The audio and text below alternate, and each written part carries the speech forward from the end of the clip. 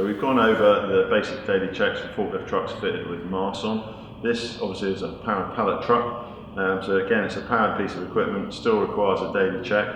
One thing to note is all of the equipment that we supply, Locators, and most suppliers and manufacturers will do this, has a daily check sort of crib sheet on the back of the truck, but obviously that's no good for actually recording the fact that you've done it. So you need some sort of physical sheet, or if you have a telematic system on the truck, that will keep a record of the truck having been checked.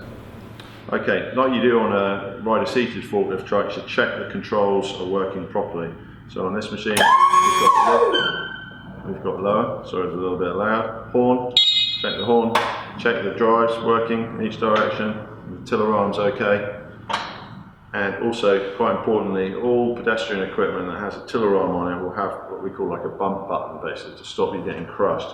So just check that, normally stand to the side, drive into your hand, and make sure that the truck pushes itself away from you and that that's functioning properly. So like you would do on a forklift truck, lift the legs up, check the wheels and the wheel assemblies, make sure there aren't any cracks or damage, and make sure, importantly, that you don't have any shrink wrap or banding caught around here that's going to work its way into the bearings and damage the wheels. Again, with the forks raised, you can see through to the caster wheels at the back of the truck and the drive wheel in the centre. Again, check those quickly, make sure there isn't any obvious damage and no shrink wrap and banding caught around them. This powered pallet truck is fitted with a Toyota Lithium battery, so there's no maintenance to be carried out or any topping.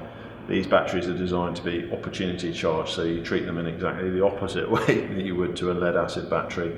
But again, open the lid up, check there isn't any damage to any of the cabling.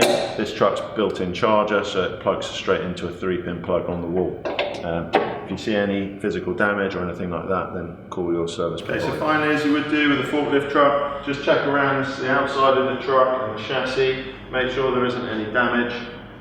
If you're happy with everything, then you're good to go.